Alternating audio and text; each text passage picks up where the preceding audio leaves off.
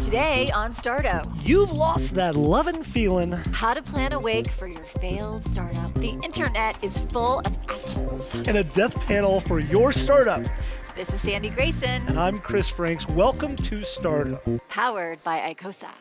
Welcome to Starto, the show for the worldwide entrepreneur. I am Chris Franks. And I'm Sandy Grayson. Sandy, how are you? I am fabulous. How are you? I'm fantastic. I got to tell you, I'm really enjoying my beer today. I bought you that beer today. You did. I was going to say I highly recommend it, but I don't know what beer it is. I know. No, I thought that you... It's an IPA. It's a You very, ordered it. I heard very you say it. lovely, nice IPA. Belgian style, I And I'm believe. drinking lemonade with a little something, something. You're not drinking lemonade. You're really not. What kind of shoes are you wearing today? Have we shown? We've shown these before. These are my... Holy Jesus. It's. I love your reaction. That's what makes me the happiest. I just feel like it's dangerous. It is. I like to go really close to your face. Right. These are rag and bone boots, Wow. and I can walk in the snow in them. They're like SUV shoes. I don't believe that you can walk in the snow in them, but Dude, look at the bottom. they're.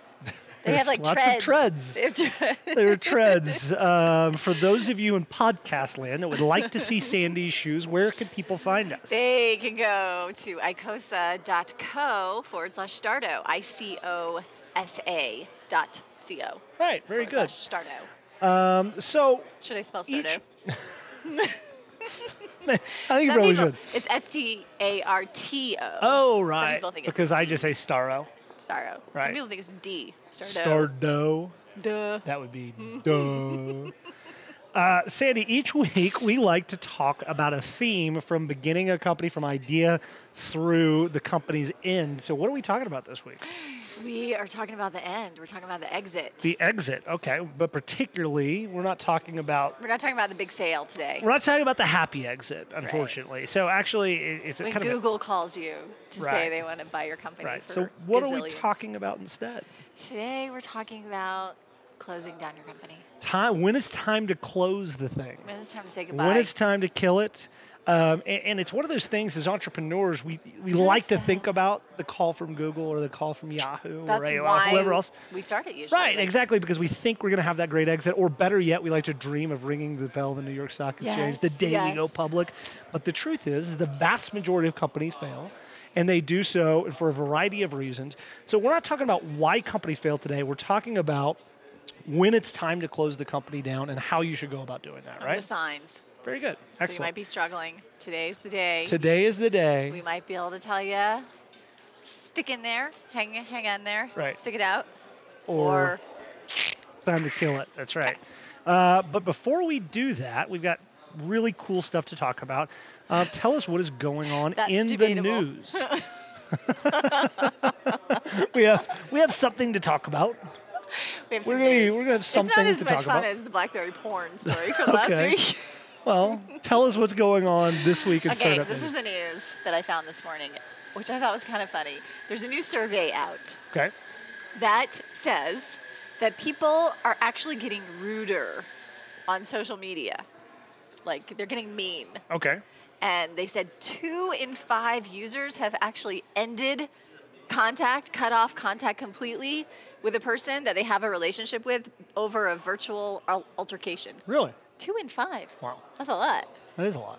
Have you ever gotten to a virtual altercation? No, I mean not through social media, but I'm kind of on the other side of that curve where most of the people I have a relationship with on social media I've known for years and years. But I'd be more interested in asking you. You have 2 teenage daughters, and so there's that whole mean girl syndrome, and the girls can be mean and kind of catty and things like that. Have you ever experienced with your daughters? No. No, not so much online. More so in person. In for person, them. mean girls, right? Middle school was Well, really rough. I mean, It was kinda rough. If you're gonna be a bully, might as well do it in person. than There's online. girls can be mean. No. Okay, so let me just read you Yeah, a please. couple of things. So they just said that the study said that online arguments now often spill into real life, and that a lot of people are blocking, unsubscribing, and unfriending people over virtual arguments. And they gave a couple of examples. I wanted to know if you had heard of this. Okay. There's a British football player. His name's Joey Barton. and he was summoned by the French Soccer Federation's ethics committee because he called another player an overweight lady boy on Twitter. So he got in trouble for that. Well, okay. Have you heard of this? No, first of all, but I love the fact I'm going to now call everybody, including Nathan, an overweight. I What can is it? think of a lot of worse things you can call somebody than Baby- an overweight lady boy. Lady boy. You're an overweight lady boy. And then there was another one. There was a boxer, Curtis Woodhouse, who people were actually praising. They were really happy that he tracked down a tweeter who called him a complete disgrace and a joke after he had a loss. Yeah. And he went to this guy's house, on like the Twitter guy, he went to his house and asked for an apology. Right. So people were applauding Did he him. apologize? I think he got the Because if like a apology. boxer shows up at your house, I like, know. hey, right. People I are a lot apologize. braver when they're sitting behind their Well, keyboards. let me at ask you home, about this right? because I think this is a very interesting question. Is in the last political cycle, there's a lot of political Yes. rhetoric going on. Oh, yes. Did you block anybody based on the political rhetoric? I did not. In fact, I've refrained from making political statements on my Facebook, Twitter profiles because for so many years I used Facebook and Twitter completely as business. Right. Recently, my Facebook page, I've deleted all my non-friends, and actually it's mostly just friends, and I have a professional page, but I don't know, I'm not the kind of person that wants to get out there and make these big statements. It takes a lot for me to get out there and say, like, it's got to be something that really gets me going. But my husband was engaged in a tremendous amount of political conversation. Oh, really? And he has a lot of friends who are on a different side of the political fence. I would describe my husband As a like, fascist? He's a fascist, He's not isn't a he? fascist. God, there's so many fascists around these days. No, I like to More of a describe. communist? No, I would say we are more bleeding heart liberals. Ah, right. That's how I Okay. describe us. But he has a lot of hardcore Republican friends, Right. and they got into these debates, and most of them were friendly. Mm-hmm. My husband is really good, about separating, these kind of religious and political conversations. He can have those conversations with people, whereas I get more passionate and offended.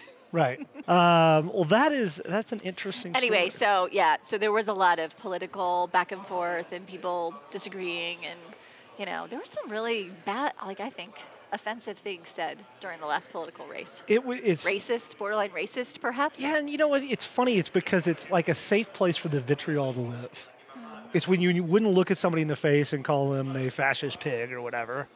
You can do it online, and it's just exactly. It's kind of crazy. Well, that's an interesting story, but now it is time for us to dive into talking about when it's time to kill the company. When is it time to kill the company? So let's get into it. Are you going to tell Well, us? so I started off thinking about this, and again, as I've told you guys all in the past, every bit of advice that I have to give is because I fucked it up someplace along the way. And I certainly have fucked this one up. We talked on this show about the zombie company in the past and about when a company is not quite alive and not quite dead. If you'd like to hear Chris's take on the zombie company, I think the episode was called "This Is How You Do It." This is how you do it. Right? But zombie company is like "This Is How You Don't Do It." Yeah, that's right. Yeah. But so I started looking for articles online about giving you advice on when it's time to kill your company. What are the right signs when it's time to kill your company? And there really wasn't a great article out there. So I went around to here at Galvanize, and I asked a couple of really smart guys that I know, some CEOs, and we came up with 5 signs it's time to kill your company. Are you ready? Hit me. Number 5, you've lost that love and feeling. And we've Sing it. talked about this a Sing it. lot. Come on. Quote, baby, baby, I'll get down on my knees. We've talked about this a lot, but the number one predictor, in my opinion, this is not scientific, in my opinion, the number one predictor of success of your startup is how passionate Really? you are about that startup. If you start to lose that passion along the way, you're going to be a failure. So that is a sign that you should kill your company. Number 4, you can't remember why you started the company in the first place. That actually did happen to me. At one point along the way, in my second company, I was sitting there going, "Why did I do this again? Yeah. They're really not that smart of a company." really not going anywhere. Was it because, like, remember we were talking to Dave Bacon last week, and his guest was saying that your customer, they start getting diluted, they go in all different directions. Was it because of that? Like, you kind of lost where I you were don't supposed to be know. going? Yeah, well, which actually leads us to number 3, which is you've pivoted so many times you're dizzy. Like literally, you can't find traction anywhere. You just keep kind of Pivot. spinning around and trying to find different directions. Number 2 is one of my personal favorites. Is your burn rate could heat a third world company.